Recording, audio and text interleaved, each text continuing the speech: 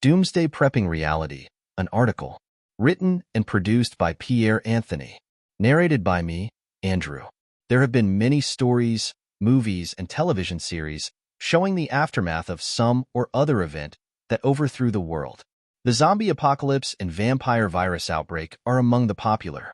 You have probably watched a series and thought, I will do it like that or like this. Since 2000, the Doomsday Prepping movement has snowballed, and rightly so. Because, since the Y2K prediction, most people worldwide have felt something is coming.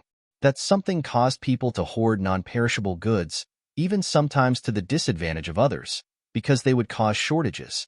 The C-19 worldwide epidemic has proven the point. It is quite possible that a worldwide disaster could bring the world to a halt. But the question is, will all this prepping work? People are turning their available property into gardens. They typically grow tomatoes, greens, microgreens, and even potatoes. All this is good and well, but when infrastructure like water disappears from the taps and you cannot water that garden, will you survive? Probably not. There are a few who live off-grid, somewhere on a farm, or even in the woods, and when the world comes to a standstill, will they survive? Probably a little bit longer. Can you make a living off the grid, having no water and electricity, no sewer connections, no solid waste removals, no plumbing store, no grocery store, no internet, no road maintenance, no hardware store? I guess you can, but without a store to buy your next pair of jeans, boots, or medicine, it will be very difficult. Being off the grid for some is about not having to rely on grid power. For some, it means being without any municipal services, and for some, surviving totally on their own. The reality is that even though they grow their own food, generate their own electricity, catch and store their own water, and so on, they still rely on something from a store. The constant fear and anxiety associated with anticipating doomsday scenarios can take a toll on mental health. Let's paint a theoretical scenario. Everything grinds to a halt worldwide. What will happen? Water and food supply chains would be disrupted, leading to widespread hunger and dehydration. Medical supplies and services would become scarce, exacerbating health crises and increasing mortality rates. Telecommunications infrastructure would collapse, cutting off the flow of information and making coordination difficult. People would be unable to contact loved ones or emergency services, leading to increased panic and chaos. Electricity, gas, and water services would be interrupted, affecting everything from heating and cooling to sanitation. The lack of power would shut down essential services like hospitals, transportation, and manufacturing. The breakdown of financial systems and markets would lead to economic instability, with the potential for hyperinflation or complete currency devaluation.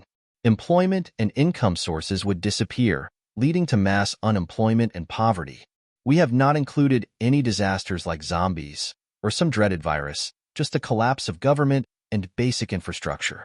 Desperation of resources could lead to increased crime, looting, and violence as people compete for scarce necessities. Social order could break down, leading to widespread lawlessness and anarchy. Without access to clean water and medical care, diseases would spread rapidly, leading to epidemics. Mental health issues would arise due to stress, trauma, and the breakdown of social structures. Infrastructure failures could lead to environmental disasters, such as chemical spills, nuclear accidents, or uncontrolled fires. Long-term environmental damage could affect ecosystems and human health for generations. Will the prepping help? Probably not. You can have your go bag, your tent, a gas bottle, food for a while, and then there is a certain romance about surviving the apocalypse, fighting the monsters, being zombies, vampires, or aliens. The reality, however, no matter how you prepare, most will not make it. The ones that do make it, well, they will be like the typical scientific world describes things, the survival of the fittest. It is not just about food, water, and medicine. Surviving an apocalypse as an individual or a single family introduces unique challenges, particularly regarding psychological stress. One can make do with finding berries and eating roots, as an individual or a family, but exposure to violence, death, and destruction can result in stress with symptoms like flashbacks, severe anxiety, and uncontrollable thoughts about the traumatic event. Constantly making life and death decisions, often with limited information and high stakes, can lead to decision fatigue, reducing one's ability to think clearly and make rational choices. The stress of managing scarce resources, ensuring safety, and planning for an uncertain future requires continuous mental effort, leading to exhaustion. Situations may arise where individuals must make tough ethical decisions, such as prioritizing the survival of family members over others or deciding whether to use violence in self-defense. These moral dilemmas can cause significant psychological distress.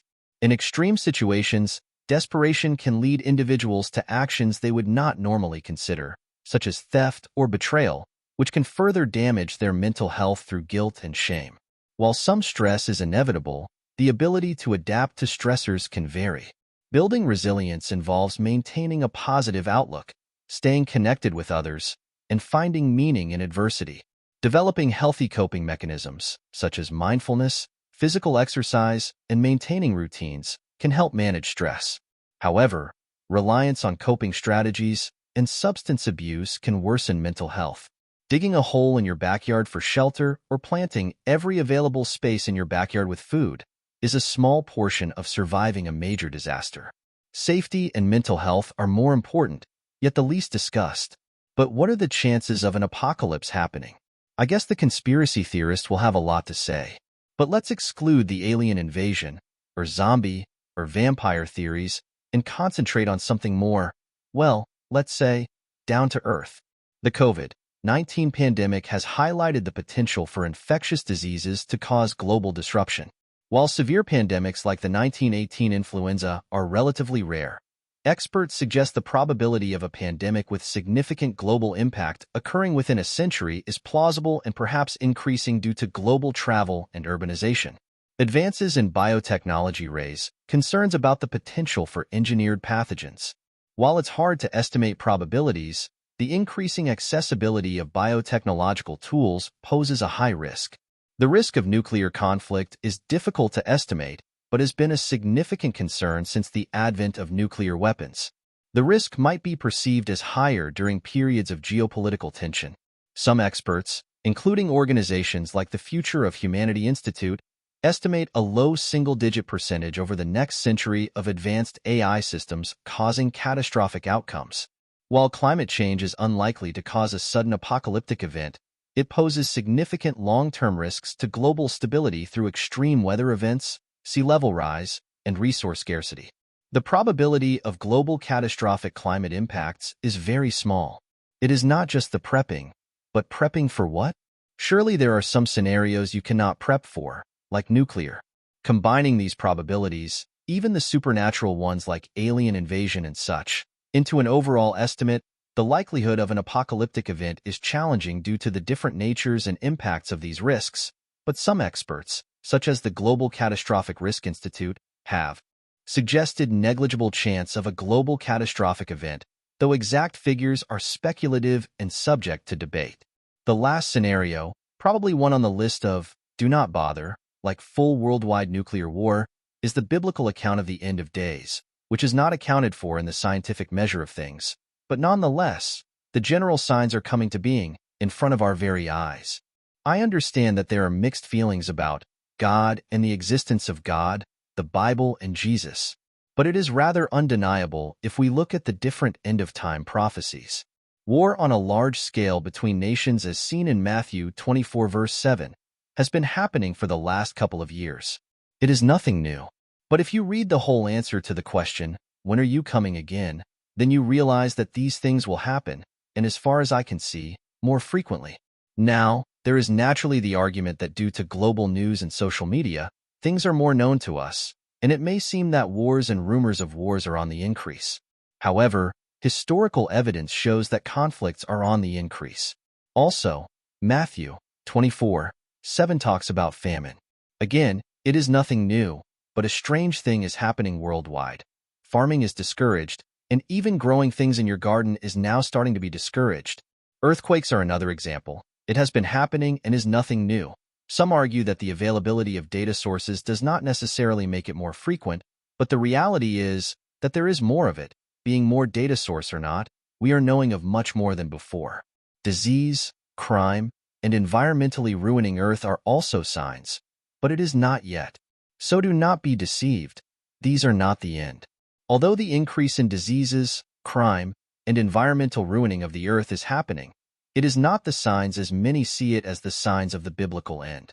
The signs of the beginning of sorrow are the killing of Christians and hatred of Christians worldwide, many false prophets, and love for each other and God will become cold. That is happening at an increasing rate, and that is truly a sign of sorrow. It seems that once the gospel is proclaimed to all, then the end will come. Religious hypocrisy is on the rise, and the Bible foretold that people in general would be unthankful, disloyal, and not open to any agreement, slanderers, without self-control, fierce, without the love of goodness, betrayers, headstrong, puffed up with pride. The Bible foretold that many people would have no natural affection for their family and that children would be disobedient to their parents. This is happening at an increasing rate worldwide. 2 Timothy 3 verses 2 and 3, Jesus also said that like the time of Noah, Matthew 24 verse 37, people will ignore the pending end, but they will continue living their lives with no regard for the end signs. Daniel 12 suggests that people will become more knowledgeable. It seems not just worldly knowledge, but also biblical knowledge. No matter how you look at things, prepping as an individual or a family seems a waste of time and just prolonging the inevitable. Planting your own food is very much an advantage, not as a prepper, but to combat some of the ever-rising cost of food.